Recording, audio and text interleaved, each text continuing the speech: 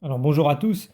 Aujourd'hui, je fais suite à la vidéo précédente, donc la vidéo intitulée Faut-il se méfier des témoins de Jéhovah? Donc là, il était question de savoir est-ce qu'il faut se méfier des disciples, donc des témoins de Jéhovah en tant que personnes, dans leur démarche d'évangélisation.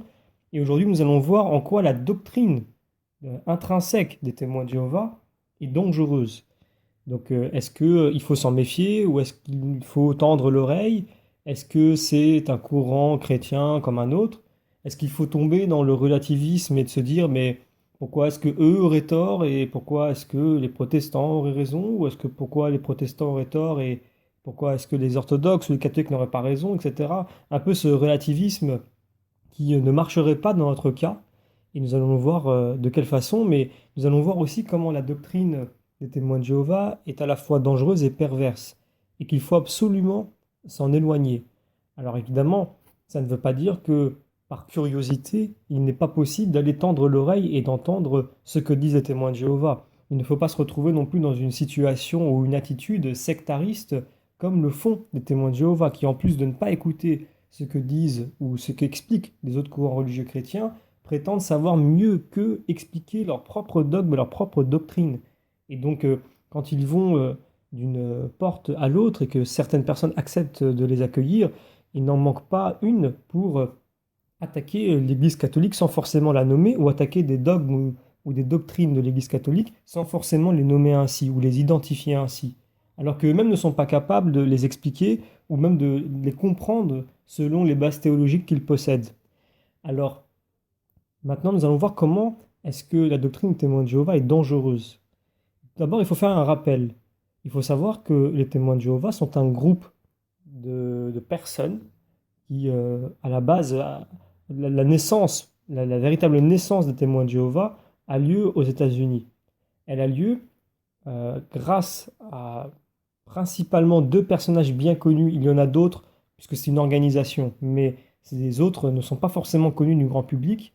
Mais les deux principaux noms que l'on peut retenir, ce sont Russell et Rutherford, qui sont un peu l'équivalent de Luther et Calvin pour le protestantisme, même si les deux ont donné par la suite deux courants de pensée au sein même du protestantisme qui sont différents. Ils sont assez proches, mais quand même différents sur pas mal de points. Alors, je vous laisse toute la liberté et tout le soin d'aller regarder et faire des recherches sur ces deux personnages dont le passé peu glorieux laisse présager une mauvaise suite vis-à-vis de ce qu'ils allaient produire en créant cette société, puisque c'est ainsi qu'ils le voyaient, cette entreprise, puisqu'il y a des raisons pécuniaires qui ont fait que les témoins de Jéhovah, le groupe des témoins de Jéhovah sont nés, donc la Watchtower, la tour de garde. Donc je vous laisse tout le loisir de faire ces recherches. Internet abonde d'ouvrages les concernant et d'ouvrages simplement des fois biographiques qui présentent les personnages tels quels, et vous verrez que c'est pas terrible. Malheureusement, comme les témoins de Jéhovah sont enfermés dans un sectarisme qui fait qu'ils ne peuvent pas aller se documenter en dehors de ce que leur propose la tour de garde, ils sont obligés de se cantonner au travers de DVD qui sont un peu des DVD, vous savez, un petit peu type pédagogique qu'on fait pour les enfants quand on veut leur enseigner quelque chose de difficile en leur expliquant de façon aisée et compréhensible pour eux. C'est la même chose, et ça montre bien de quelle façon la tour de garde interprète ou plutôt voit ses disciples, ses serviteurs fidèles et avisés. Et bon, je cite un DVD en fait, c'est un DVD qu'avaient fait les témoins de Jéhovah pour expliquer leur origine et qui est assez comique. Si vous pouvez vous le procurer, ça vous donnera une idée un petit peu du niveau de naïveté que peuvent avoir malheureusement quelquefois les témoins de Jéhovah vis-à-vis de la tour de garde, hein, de leur organisation. Donc il faut comprendre que les origines déjà de ce courant ne sont pas, comme eux aiment le dire, bibliques ou apostoliques, pour parler clairement. C'est-à-dire qu'il n'y a pas un lien direct entre les apôtres et les témoins de Jéhovah d'aujourd'hui. Il y a une coupure très nette de 17 siècles à peu près. Donc cette coupure très nette s'explique difficilement par un témoin de Jéhovah et chacun balbutie un petit peu à sa façon pour combler ce trou-là. Certains vous disent non, mais on existait, mais sous un autre nom, les étudiants de la Bible, etc. Mais donc du coup, vous leur demandez bah, qu'est-ce que pensent les témoins de Jéhovah du christianisme au XIe siècle, et bah bam, il n'y a pas de témoins de Jéhovah au XIe siècle, donc c'est compliqué. Et du coup, ça pose un sérieux problème, puisque la naissance de l'Église a lieu, on le voit, dès l'époque de Jésus. Donc pourquoi est-ce qu'il y a la naissance de l'Église instituée par Jésus dans l'Évangile et que les témoins de Jéhovah ont dû se créer 17 siècles plus tard et prétendre aujourd'hui être les chrétiens originels plutôt, pardon. Donc les premiers chrétiens. Ça, c'est quelque chose qu'ils aiment bien dire en pensant que c'est c'est accrocheur, c'est authentique. Les premiers chrétiens. Non, ça ne veut rien dire de dire les premiers chrétiens. Déjà, dire premiers chrétiens, c'est se tromper lourdement parce que les premiers chrétiens, eux-mêmes se trompaient sur pas mal de points, notamment sur la parousie du Christ qu'ils pensaient être immédiate, imminente. C'est-à-dire que à un moment donné, on lit dans le Nouveau Testament qu'ils s'exhortent entre eux à ne pas se marier puisque le Christ allait revenir dans cette vie. En prenant d'ailleurs un passage de l'Évangile, donc une parole de Jésus, qui disait que cette génération ne passera pas sans que lui fasse son retour. Et en fait, il parlait à ce moment-là principalement du retour du Christ qui se fait au moment du jugement pour chacun de nous. Donc évidemment, tous, dès le moment où eux avaient vu le Christ et que le Christ avait connu sa passion et sa résurrection, il y allait avoir une apparition du Christ pour tous ces hommes, mais pas une apparition forcément terrestre, qui n'a pas eu lieu encore jusqu'alors, mais une apparition au moment du jugement particulier, ce qui est tout à fait normal. Alors, déjà dire donc que nous sommes des chrétiens authentiques, des chrétiens comme les premiers chrétiens, c'est une erreur parce qu'ils pensent que plus nous sommes proches chronologiquement des premiers chrétiens, plus nous sommes dans l'authenticité. Ce qui est absolument faux, c'est exactement le contraire, puisque l'Esprit Saint, tel que nous le dit Jésus, nous guide et nous apprend davantage sur le mystère de la foi, sur tous les mystères de la foi, petit à petit. C'est-à-dire que normalement, l'Église d'aujourd'hui, composée des chrétiens d'aujourd'hui, ont une connaissance des mystères de la foi, une compréhension plutôt des mystères de la foi de très loin plus grande que celle des premiers chrétiens. Voilà la deuxième erreur, la deuxième raison pour laquelle c'est une erreur. Et la troisième raison, c'est que malheureusement, pour les témoins de Jéhovah qui vivent dans ce sectarisme qui les empêche de se documenter en dehors de l'organisation, ou alors quand ils le font avec, euh, des, des- en prenant vraiment les plus grandes précautions possibles, puisque ce qui ne vient pas de la tour de garde est forcément profane et donc n'est pas sujet à vérité. Alors même si vous mettez un document sous le nez des témoins de Jéhovah pour le montrer, mais regardez, les premiers chrétiens, on a ce qu'ils faisaient. De toute façon, il n'y a pas besoin de sortir de la Bible, vous allez dans les actes des apôtres et vous voyez que les premiers chrétiens font des choses que vous ne faites pas, comme notamment la communion. Donc ils ne communient pas, les témoins de Jéhovah. Ou l'imposition des mains, par exemple, que ne font pas les témoins de Jéhovah. Donc pas besoin d'aller très loin, mais si on veut s'éloigner un petit peu et regarder ce que raconte la tradition de l'Église, donc la tradition, non pas la tradition des hommes, comme ils aiment le dire, puisqu'ils n'ont pas compris ce qu'est la tradition, c'est tout simplement la compréhension des mystères de la foi, mais qui se fait comme c'est fait la compréhension des mystères pour la Vierge Marie notamment, quand elle vit l'Évangile directement, de son vivant, sans qu'elle ait forcément une trace écrite à ce moment-là. Mais la tradition de l'Église, c'est la compréhension, l'interprétation de la révélation qui se fait par l'Esprit Saint qui anime l'Église et qui nous permet toujours d'approfondir ces mystères. Donc ce n'est pas une tradition humaine comme ils l'entendent, comme ils veulent absolument, c'est la définition qu'ils veulent donner et qu'ils veulent absolument nous coller à la peau alors que ce n'est pas du tout la nôtre. Et c'est ce qu'ils font pour tout d'ailleurs, que ce soit pour la Trinité, que les témoins de Jéhovah ne sont pas capables d'expliquer, mais qui sont absolument persuadés qu'elle est fausse, ou que ce soit le concept de l'Immaculée Conception, du purgatoire, etc. C'est pareil pour toutes les définitions qui concernent les dogmes ou les doctrines de l'Église, ils se trompent à chaque fois, ils ne savent pas le définir, mais par contre, ils sont prêts à tout pour montrer que c'est faux. Donc c'est ce qu'on appelle tout simplement du lavage de cerveau, c'est ce qu'on appelle aussi de la malhonnêteté intellectuelle. Mais au-delà de ça, revenons sur le sujet des témoins de Jéhovah et de la dangerosité de leur doctrine. Elle commence donc par là, de se prétendre être l'Église apostolique, l'Église des premiers chrétiens. Donc on vient de le montrer, c'est absolument faux. Et c'est matériellement impossible pour eux de pouvoir tenir un quelconque argumentaire sur le sujet. C'est-à-dire qu'aujourd'hui, un témoin de Jéhovah prétend que son organisation est l'organisation instituée par Jésus, l'organisation originelle, c'est une usurpation d'identité, et c'est ce qui fait que c'est un danger. Si aujourd'hui quelqu'un vient, prend votre carte d'identité, se fait passer pour vous, c'est un danger pour vous. Et parce que, il peut faire ce qu'il veut à partir de cette identité-là, puisqu'il est couvert par vous. De même, les témoins de Jéhovah passent sous l'identité de l'Église, en la nommant différemment évidemment, et donc peuvent faire ce qu'ils veulent, dans la mesure où ils peuvent interpréter à leur façon, ils peuvent contredire aussi l'interprétation de l'Église originelle, pour le coup, sous couvert de la Watchtower, donc la tour de garde, qui est ce qu'ils disent, donc ce qu'ils reconnaissent parfaitement être un canal de la révélation. Un témoin de Jéhovah, quand il vient taper chez vous, je l'avais dit dans la vidéo précédente, il vous dit, mais vous n'avez pas besoin d'intermédiaire pour lire la Bible. Il vous dit ça le plus innocemment du monde. La Bible se lit toute seule, elle se comprend toute seule, elle n'a besoin de personne. C'est absolument faux, puisqu'un témoin de Jéhovah ne peut pas lire la Bible sans l'interprétation de la tour de garde, sans l'interprétation de son organisation. Il a un intermédiaire entre lui et la Bible qui est la tour de garde. Voilà encore une des raisons qui montrent pourquoi la doctrine des témoins de Jéhovah est dangereuse, parce qu'elle ne dit pas la vérité. Elle va venir dire qu'on peut lire la Bible seule, ce qui est déjà un danger en soi, puis c'est ce que font les protestants et on voit le résultat. Mais si les témoins de Jéhovah faisaient la même chose, on verrait le même résultat que chez les protestants, à savoir une division absolue, ce qui n'est pas le cas.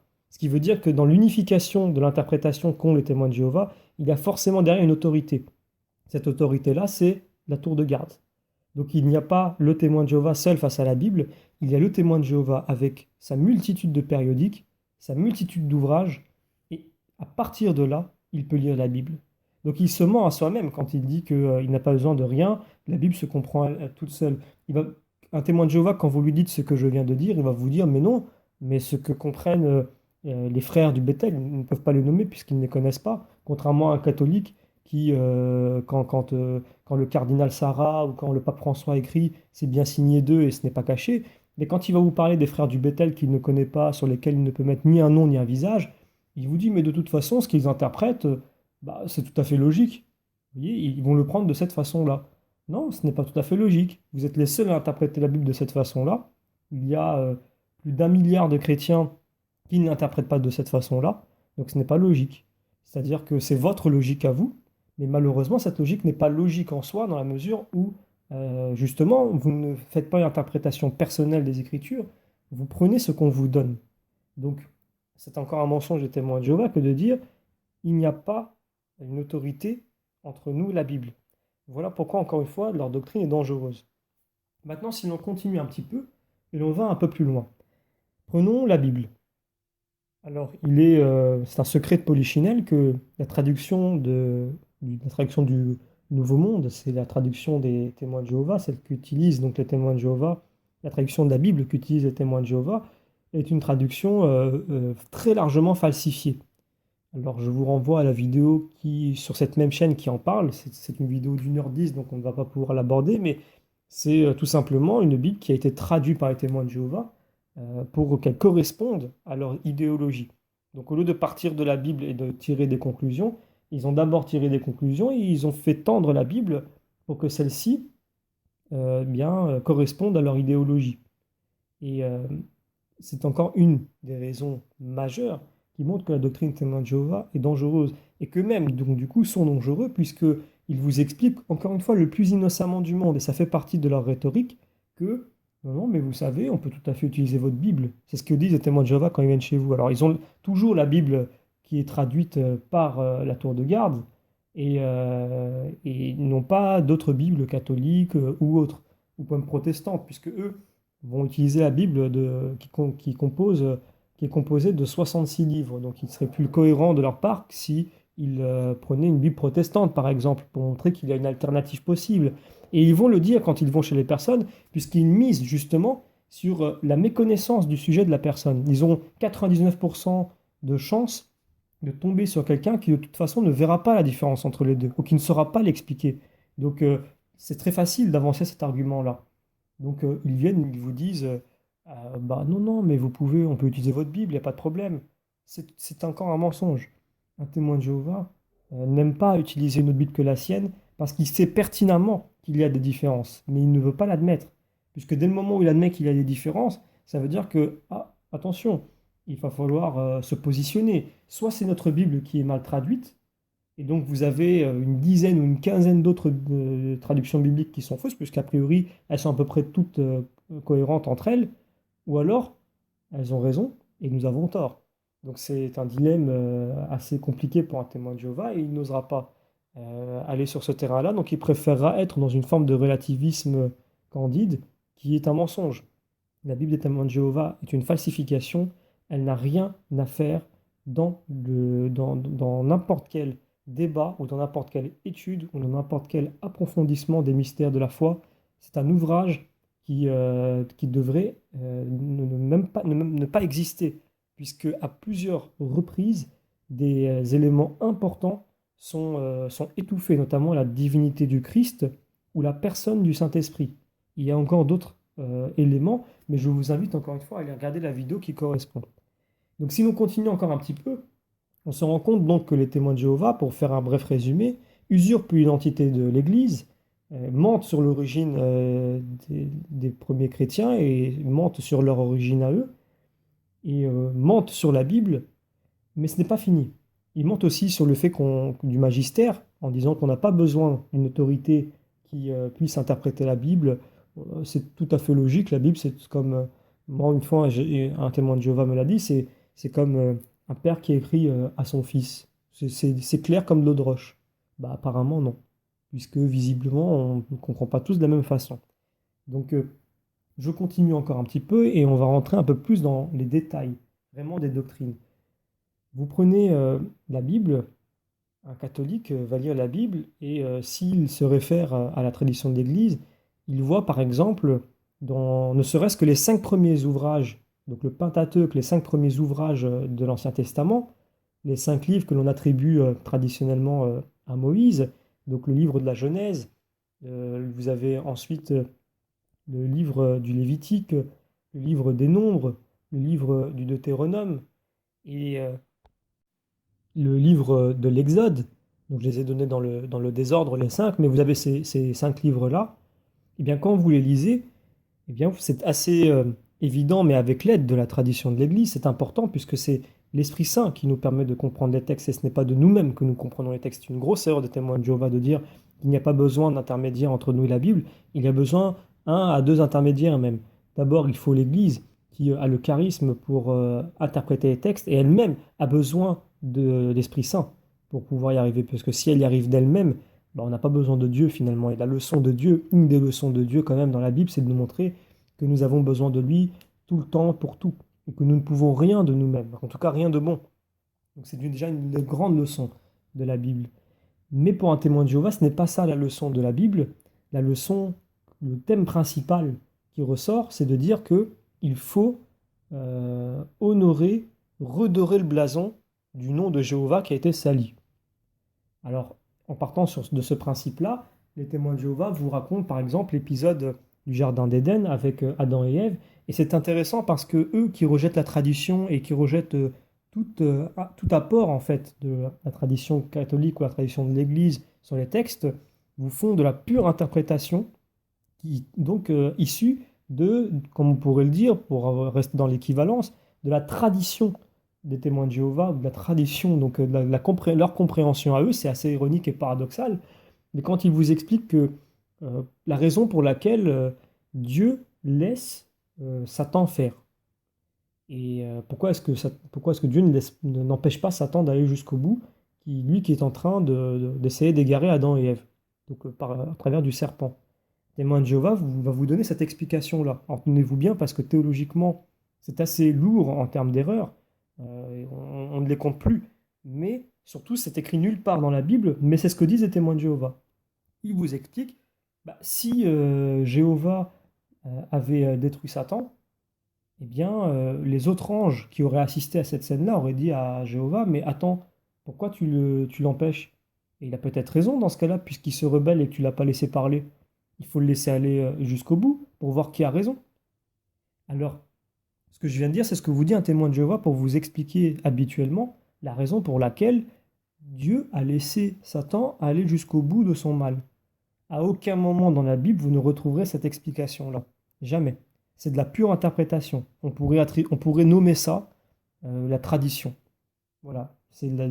Sauf que du coup, on pourrait même ne pas le nommer comme ça, puisque nous, la tradition, c'est aussi les apports que nous donne l'Esprit Saint. Et c'est pas l'Esprit Saint qui a révélé ça aux témoins de Jéhovah. Mais si on veut faire une analogie de- d'une compréhension du texte qui n'est pas écrite littéralement dans le texte, les témoins de Jéhovah font l'équivalent de ce que font les catholiques. Sauf qu'eux le font en dehors du charisme de l'Église et ils ne le font pas par l'aide donc de l'Esprit Saint qui anime ce corps qui est l'Église et qui lui permet de comprendre et d'interpréter les textes de la Révélation. Donc cette interprétation-là que fait un témoin de Jéhovah de ce passage est absolument absente de la Bible. Mais ça ne le dérange pas de la donner à la personne à qui il s'adresse, dans la mesure où elle vient de la tour de garde, comme explication de la tour de garde. Donc voilà comment on reproche à l'Église catholique de faire des interprétations des textes alors qu'eux-mêmes le font. Donc ça montre encore une fois comment les témoins de Jéhovah peuvent être dangereux dans leur doctrine puisqu'ils ne font même pas ce qu'ils disent. C'est-à-dire que déjà ce qu'ils disent est faux, mais au-delà de ça, il y a certaines choses qu'ils disent qui, qui est faux, et ils ne restent pas fidèles à ce qu'ils disent et ils font quelque chose d'encore plus faux. Alors vous voyez, à plusieurs niveaux, à un moment donné, on se rend compte que la dangerosité est quand même élevée, puisqu'ils ne sont pas clairs dans ce qu'ils disent, ils ne font pas forcément ce qu'ils disent. Et à partir de là, on se rend compte que entre ce qu'ils disent et ce qu'ils font, puisqu'il y a un écart, ben alors il y a quelque chose qui ne va pas. Pourquoi est-ce qu'il y a cet écart-là? Pourquoi est-ce qu'on nous explique que la Bible se suffit à elle-même, que la Bible répond à elle-même, et que tout ce qu'on pourrait ajouter est anathème, ou serait, comme ils reprennent souvent un passage de l'Apocalypse, de nouveau un passage qu'ils n'ont pas compris, pour dire tout ce qui serait ajouté ou retranché au texte, voilà, malheur à celui qui ferait ça. Mais eux-mêmes le font quand ils expliquent notamment ce passage du livre, du livre de la Genèse avec cet événement entre Adam, Ève et le serpent. Mais ça ne les gêne pas, parce que c'est ce que leur a dit la tour de garde. Et ils ne peuvent pas dire à la tour de garde, ce que tu dis est faux, ce que tu dis n'est pas biblique, et nous ne sommes pas d'accord. Sinon, tout de suite, ils sont pointés du doigt, mis de côté, et puis s'ils persévèrent, ils sont excommuniés. Donc si je reprends mon exemple initial où je disais que dès le départ, en regardant l'Ancien Testament, ne serait-ce que les 5 premiers livres, on se rend compte que le thème principal n'est pas du tout celui de redorer le blason de Jéhovah. Dieu n'a pas besoin de nous pour ça. Le thème principal, et il est tellement clair, que on comprend bien pourquoi les témoins de Jéhovah veulent absolument se couper, en tout cas la Watchtower plutôt, veut absolument se couper de la tradition pour ne pas voir la vérité en face. La vérité, c'est que des 5 premiers ouvrages de la Bible apparaît immédiatement la volonté de Dieu de sauver son peuple. Et comment est-ce qu'il le sauve? Il le sauve en le préparant notamment à sa passion, donc la passion du Christ, et sa résurrection. Et pas seulement à cela, mais il prépare son peuple à devenir non pas un conglomérat de personnes, mais un vrai peuple bien organisé en 12 tribus. 12 tribus qui vont apprendre la loi de sainteté de Dieu, à comprendre que Dieu est saint, et que Dieu, s'il est saint, et que nous voulons être heureux, et donc vivre avec Dieu, il faut que nous devenions saints nous aussi. Et pour devenir saint, il faut donc par conséquent haïr le péché, s'en éloigner, s'en extirper, s'en purifier. Et c'est quelque chose qui revient très souvent dans le Pentateuque. Et il faut systématiquement chercher à regagner la confiance de Dieu. Pourquoi? Parce que cette confiance-là, elle est écornée par le péché, par le mal que nous commettons. Et Dieu est si saint qu'il ne peut pas admettre ne serait-ce qu'une once de péché. Donc il nous apprend tout de suite la loi de sainteté de Dieu. Et comme il sait très bien que nous ne pouvons pas, de nous-mêmes, de notre propre force, réussir à tenir à 100% ce degré de sainteté, il nous prépare déjà à sa rédemption par celui qui peut tenir ce niveau de sainteté qui est le Christ. Et c'est le thème majeur, principal que l'on retrouve dans les 5 premiers livres. Et on s'en rend compte comment Dieu, à plusieurs endroits, dans plusieurs chapitres, voilà, nous montre comment il va, par la rédemption du Christ, par, par donc la passion du Christ et sa résurrection, opérer la rédemption des hommes, et que cette rédemption-là, eh bien, elle doit être complétée par une purification de l'homme, puisque certes, Jésus nous sauve sur la croix, mais il nous reste encore à nous purifier de nos péchés. Et pour nous en purifier, nous avons la grâce sanctifiante de Dieu. Et nous voyons déjà dans l'Ancien Testament, dans ces 5 premiers livres, comment Dieu donne sa grâce pour nous mener sur ce chemin de sanctification sur lequel de nouveau nous avons besoin de lui. C'est pour ça qu'au début je disais, c'est une grave erreur que de penser que nous n'avons pas besoin de Dieu pour interpréter la Bible. Non, nous en avons besoin et nous en avons triplement besoin. Donc voilà le thème principal des 5 premiers ouvrages de la Bible. Déjà, en filigrane, c'est l'Église qui se prépare, c'est la Sainte Messe. On voit tous les détails qui sont donnés pour le tabernacle, la tente de la rencontre, et pour nous montrer comment chaque élément qui va s'y trouver, que ce soit le vase, le candélabre, etc., que celui qui va s'en occuper est un prêtre, et que ce prêtre est l'image du Christ. Et donc c'est aussi la préfiguration du prêtre que nous avons aujourd'hui dans l'Église, qui allait venir et qui allait continuer à être le médiateur entre les hommes et Dieu, comme Moïse a été médiateur entre les hommes et Dieu. Et tout cela se trouve déjà à ce moment-là. Mais comment est-ce qu'il serait possible pour un témoin de Jéhovah de regarder cela tel quel et de dire l'Église catholique est dans l'erreur et l'organisation des témoins de Jéhovah, elle est dans la vérité, puisque les témoins de Jéhovah ne sont pas une Église, les témoins de Jéhovah n'ont pas de prêtre, les témoins de Jéhovah ne reconnaissent pas les sacrements, alors que ces sacrements, notamment de l'Eucharistie ou de la pénitence, sont vitales pour l'âme, absolument vitales, d'où la dangerosité des témoins de Jéhovah qui vous extirpent de cela. Et alors on pourrait continuer, la liste est très grande, puisque de fait, les témoins de Jéhovah donc vous coupent de tout lien avec la Vierge Marie, qui pourtant a une place immense dès l'Ancien Testament, immense dans le Nouveau Testament, et elle la garde et la gardera pour toujours, puisque c'est par elle que Jésus vient. Et encore une fois, il y a une liste très longue de choses que les témoins de Jéhovah coupent pour vous empêcher d'avancer vers Dieu, vers la sanctification. Alors, ça peut paraître extrêmement sévère ce que je dis, dans la mesure où on peut me répondre, mais attends, mais les témoins de Jéhovah, ils vont de porte en porte, ils essaient d'apporter la parole de Dieu, ils ne font pas de mal. Mais quand moi j'explique cela, je ne dis pas que volontairement les témoins de Jéhovah cherchent à faire le mal. Il y a des témoins de Jéhovah qui sont très sincères, il y a des témoins de Jéhovah qui sont très gentils, il y a aussi des témoins de Jéhovah qui sont très intelligents. Mais le problème, ce n'est pas l'intelligence, ce n'est pas qu'une question de gentillesse ou de bonne volonté. Le problème de l'homme principal, c'est l'idéologie. C'est comment l'énergie, les moyens qu'il va mettre, puisque l'intelligence, ce n'est rien d'autre que des moyens que nous mettons en œuvre pour arriver à une finalité de compréhension ou d'ouvrage, si c'est une intelligence pratique. Mais souvent, qu'est-ce qui vient filtrer, qu'est-ce qui vient en filigrane qui nous empêche, qui redirige plutôt notre faculté intellectuelle à œuvrer pour Dieu et à œuvrer correctement, et finalement on se met à œuvrer, des fois sans savoir, contre Dieu, eh bien c'est l'idéologie.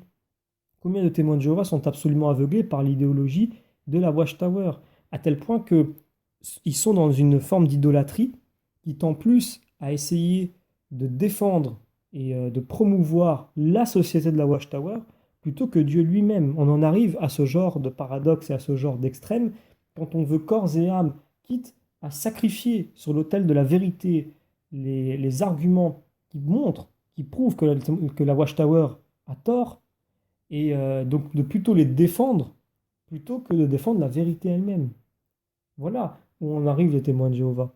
Donc je reviens sur ce que je disais auparavant quand j'explique que les témoins de Jéhovah font fi de toute la construction qui se fait dans l'Ancien Testament de cette Église qui est en préparation avec les 12 tribus d'Israël, avec le tabernacle. On voit tous les détails qui sont donnés sur le tabernacle, sur plusieurs chapitres, et pas sur un seul livre. On voit l'importance et tous les éléments que vous retrouvez dans l'Ancien Testament qui concernent le tabernacle, vous les retrouvez dans l'Église catholique aujourd'hui dans la messe. Et on voit donc la continuité, on voit l'accomplissement de ce tabernacle où Dieu disait déjà dans l'Ancien Testament, je vivrai parmi vous, je serai parmi vous, je demeurerai parmi vous. Donc la présence divine est extrêmement importante. Alors elle s'accomplit charnellement en Jésus-Christ dans le Nouveau Testament lorsqu'il dit, lorsque dans le prologue de Saint Jean, premier chapitre de Saint Jean, on voit que le Verbe s'est fait chair et il est venu habiter parmi nous. Cette même phrase que vous retrouvez dans l'Ancien Testament, eh bien, est accomplie en chair et en os, matériellement. Et elle continue de s'accomplir toujours dans le temple, et d'autres façons aussi, mais aussi dans le temple, lorsque Jésus, hostie, se donne à tous les hommes. Et pareil, ce pain, vous le retrouvez, ce pain sans levain, vous le retrouvez dans l'Ancien Testament.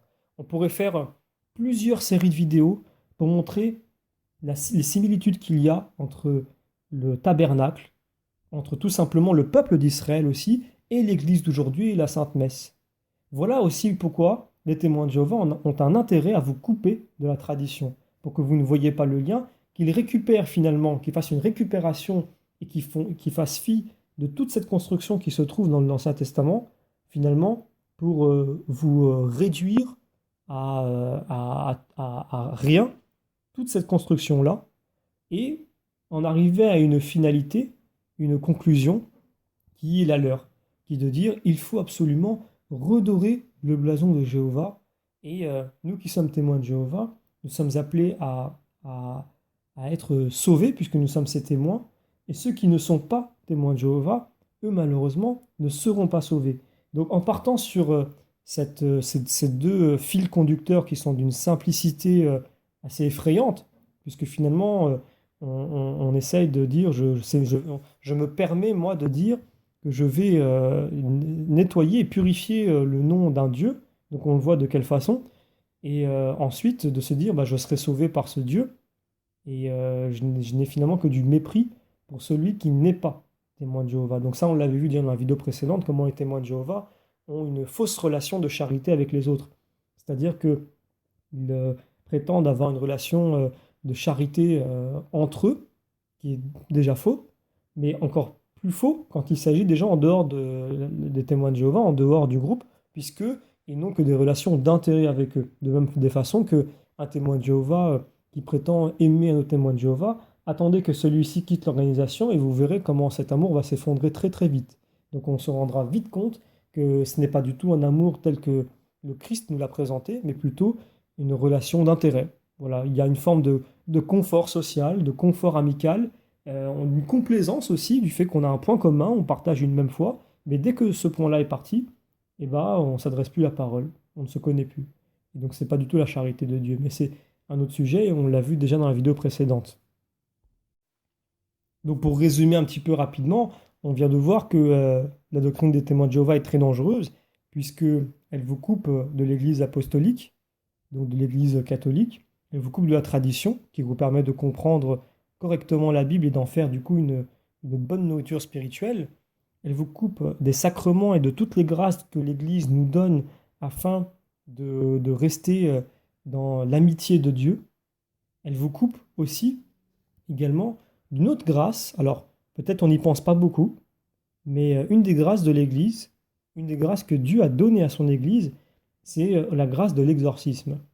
Alors certains vont peut-être bondir en entendant ça, en se disant, mais bon, c'est peut-être pas un sujet forcément principal, c'est pas forcément quelque chose auquel on pense tout de suite, mais pour ceux qui connaissent le sujet, pour ceux qui savent combien les exorcistes sont absolument débordés, et qui savent combien de personnes sont atteintes de troubles à ce niveau-là. Donc j'utilise des mots, je fais exprès d'utiliser des mots de cet ordre-là pour que l'on comprenne bien que quand on parle d'exorcisme, il n'est pas forcément question d'une personne possédée, on pense tout de suite à des films. Et vous savez, il suffit d'avoir ce qu'on appelle des problèmes de vexation ou d'obsession par rapport à des esprits impurs qui peuvent avoir des causes, des origines différentes. même à un degré qui peut paraître léger, mais qui suffit pour devoir faire appel à l'exorcisme et donc à cette grâce qui est donnée à l'Église. Alors, je ne rentrerai pas en détail sur la différence entre faire appel à un exorciste ou faire plutôt appel à des prières de délivrance par des groupes de prière, puisque certains laïcs, accompagnés bien souvent d'un prêtre qui n'a pas le ministère de l'exorcisme, peuvent prier pour une personne atteinte de façon assez légère, pour parler vite, de troubles de cet ordre-là, ou de problèmes de cet ordre-là, et s'en sortir. Mais ce que je veux dire, c'est que pour un témoin de Jéhovah, il n'est pas possible il n'y a pas de charisme en fait qui permet non seulement de faire des miracles, mais aussi de chasser les démons. Donc ce qui est une aberration, puisque dans l'Évangile, on voit bien que Jésus donne ce charisme à ses apôtres, que ces apôtres eux-mêmes le transmettent, et que c'est quelque chose qui existe toujours dans l'Église, quelque chose auquel on peut encore assister aujourd'hui. Alors peut-être qu'il n'a pas la même intensité aujourd'hui, donc je parle des miracles, quoique à certaines époques, on est largement revenu à une intensité similaire à celle de l'Évangile. C'est toujours selon les besoins, mais comme c'est quelque chose qui n'est pas premier, et que d'une certaine façon, c'est pas forcément une chose que Dieu aime beaucoup, on le voit, Jésus est quelquefois réticent, puisqu'il ne veut pas que la foi des hommes se réduise à un spectacle son et lumière, mais quelquefois c'est le début de la foi pour certaines personnes. Quelquefois c'est une grâce qui les aide. Mais je pense plus particulièrement à la grâce de l'exorcisme, puisque l'Église a ce charisme de pouvoir terrasser le malin. Ça fait partie aussi des prémices que l'on retrouve dans l'Ancien Testament et qui sont accomplies en Jésus, duquel nous disons qu'il est venu ôter le péché du monde et qu'il est aussi venu vaincre les démons, qu'il est venu vaincre le mal, donc l'origine du mal. Comment est-ce qu'on peut dissocier du combat du chrétien le fait de combattre le péché de celui de combattre le démon? Puisque l'un a enfanté l'autre d'une certaine façon. Donc, euh, dire à quelqu'un qu'on ne peut pas, qu'on ne peut rien faire, parce qu'il n'y a plus Les miracles ont cessé. C'est ce que disent les témoins de Jéhovah. Les miracles, les dons de cet ordre-là ont cessé avec les apôtres. Ils prennent un passage du Nouveau Testament qu'ils tordent d'une façon extraordinaire, puisqu'il ne veut absolument pas dire ça.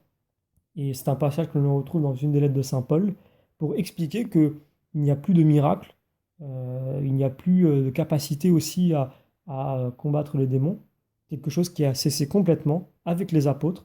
Et voilà, c'est encore une récupération sectaire, puisque voilà, si on continue la logique des témoins de Jéhovah, il n'y a pas que ça qui a cessé avec les apôtres, tout a cessé avec les apôtres, la vérité a cessé, tout a cessé, et c'est l'apostasie qui a eu lieu juste après. Donc Jésus s'est enquiquiné pendant 3 ans à créer et à apprendre à son groupe à devenir de bons disciples missionnaires. Et derrière, il y a 1500 ans de construction pour que dès la première génération, tout s'écroule. C'est pas très efficace. Mais récupération sectaire de nouveau, heureusement qu'il y a les témoins de Jéhovah qui arrivent 17 siècles plus tard pour rétablir la vérité. Vous voyez, donc c'est tellement gros finalement que beaucoup de gens tombent dans le piège parce qu'on est toujours un petit peu attiré. Ça fait un petit peu scénario de série américaine.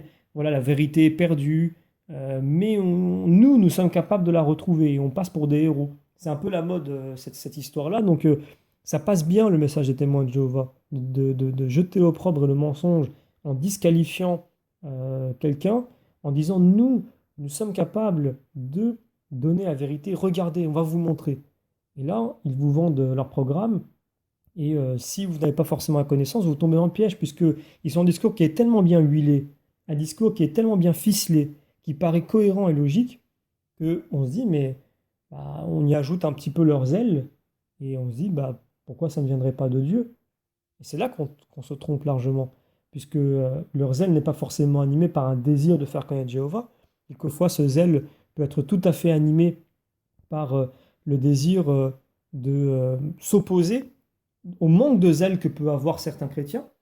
Donc c'est purement de l'opposition, une opposition primaire en fait, de dire vous ne faites pas, moi je fais. C'est tout à fait vaniteux et orgueilleux.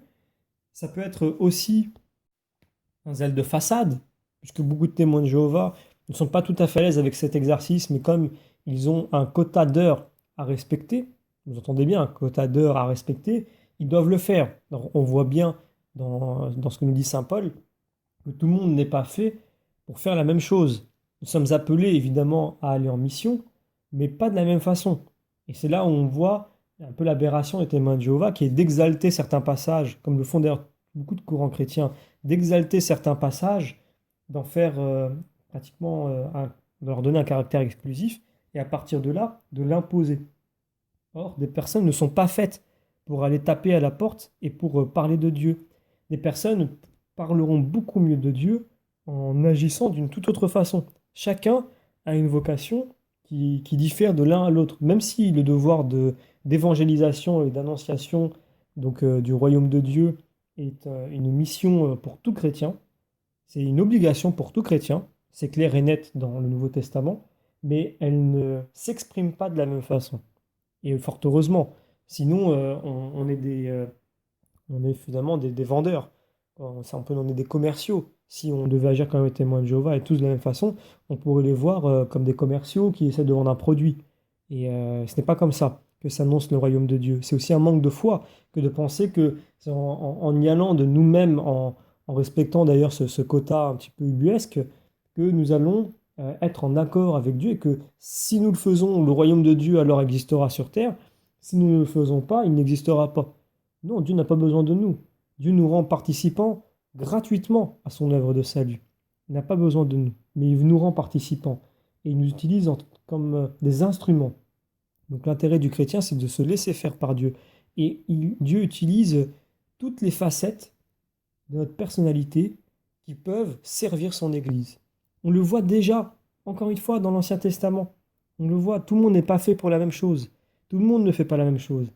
Et encore une fois, c'est une façon, c'est une des autres aspects dangereux des témoins de Jéhovah, donc qui vous coupe finalement d'une vocation auquel vous êtes peut-être appelé pour servir l'Église et finalement vous êtes simplement un missionnaire d'un groupe qui vous oblige à faire un quota et qui vous met sous le nez des publications que vous devez distribuer et expliquer aux gens. Vous êtes des vendeurs. Voilà, c'est ça. Vous passez du disciple missionnaire qui, à sa façon, selon son caractère, selon sa vocation, selon ce que Dieu veut de lui, et annoncer la parole de Dieu, qui peut se faire de différentes façons, encore une fois, vous passez de ça à un commercial pour la tour de garde. Voilà. Donc, voilà pourquoi, encore une fois, la doctrine des témoins de Jéhovah est dangereuse. Donc, je résume rapidement. Vous êtes coupé des premiers chrétiens, coupé de la tradition de l'Église, coupé de l'Église elle-même et de son magistère, coupé de ses grâces et de ses charismes. Vous êtes aussi coupé de vos frères, du coup, puisque vous êtes coupé de l'Église, par conséquent, vous ne faites plus partie du corps de Christ. Vous êtes aussi coupé de votre propre vocation, de votre propre cheminement. Vous êtes en chemin de sanctification. Et votre vocation vous permet de grandir aussi dans ce chemin-là. Vous êtes coupé de ça aussi. Parce que finalement, vous êtes des recruteurs. Vous êtes des gens qui, comme je le dis, hein, je reprends cette même phrase, vous êtes des commerciaux pour la tour de garde. Vous quantifiez un nombre d'heures particulier et vous êtes vous-même quantifié puisque vous êtes ajouté comme une personne en plus, missionnaire des témoins de Jéhovah. Et vous pouvez aller sur leur site de mémoire, je pense qu'il existe encore, où vous pouvez voir en direct le nombre d'heures de prédication et le nombre de témoins de Jéhovah en activité. Donc c'est du chiffre, ce n'est rien de plus que ça. Et c'est un manque de foi que de quantifier, de chercher à quantifier de cette façon-là l'œuvre de Dieu qui est immense, qui ne se comprend pas de cette façon-là. 10 personnes qui montrent la joie, le pardon et l'amour du Christ feront 1000 fois, 1 million de fois plus d'effet que 10 000 chrétiens tièdes. Donc ce n'est pas une question de quantité, ce n'est pas une question de quantification. On ne réduit pas Dieu à ce genre de calcul humain. Ce n'est pas comme ça que ça fonctionne. Et ça montre comment toute la théologie des témoins de Jéhovah est une aberration. Elle n'est basée sur rien. Il n'y a pas de théologie d'ailleurs. Je l'avais déjà expliqué dans l'ancienne vidéo concernant les personnes qui peuvent traverser notamment un désert de la foi. Et qui peuvent des fois être amenées à ne plus croire ou à ne plus comprendre et se mettre en retrait. Eh bien, ce n'est pas tout à fait permis chez les témoins de Jéhovah. C'est un manque de zèle, c'est un manque de confiance. Et vous n'êtes plus le serviteur fidèle et avisé sur lequel nous pouvons compter. Et là, une méfiance se crée, puisqu'on se dit, attention, ça peut devenir contagieux, son histoire. Et c'est là que, encore une fois, vous passez à côté d'un événement important, puisque le traversée d'un désert, c'est l'image de ce peuple juif dans le désert. Cette traversée du désert, qui est une tentation, qui est un combat utile pour notre foi, peut des fois nous amener à ne plus comprendre ce qui nous arrive et à perdre la foi pendant un moment. Non pas perdre la foi dans le sens où on perd la foi et on perd notre salut, mais ce que je veux dire, c'est que c'est un moment où on ne comprend plus. La compréhension n'existe plus. Et ça dure un moment. Et ça se rétablit. Mais ce moment-là de combat, et ce moment où nous restons fidèles, ce moment où nous sommes accompagnés, d'où les accompagnateurs spirituels dans l'Église, nous permet de grandir et d'aimer Dieu d'une autre façon. Voilà un deuxième ou un troisième thème principal de la Bible, c'est non seulement être dans l'amitié de Dieu, c'est-à-dire lui vis-à-vis de nous, donc que nous puissions être acceptés par Dieu si nous respectons sa sainteté, mais aussi que nous réussissions à accepter Dieu dans notre vie et à vivre avec lui une relation personnelle et intime.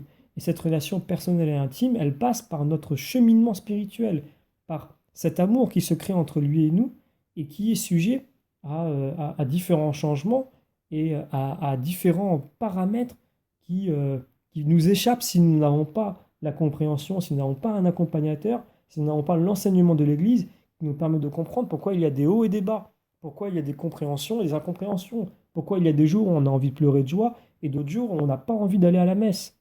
Toutes ces choses-là font partie de notre relation avec Dieu.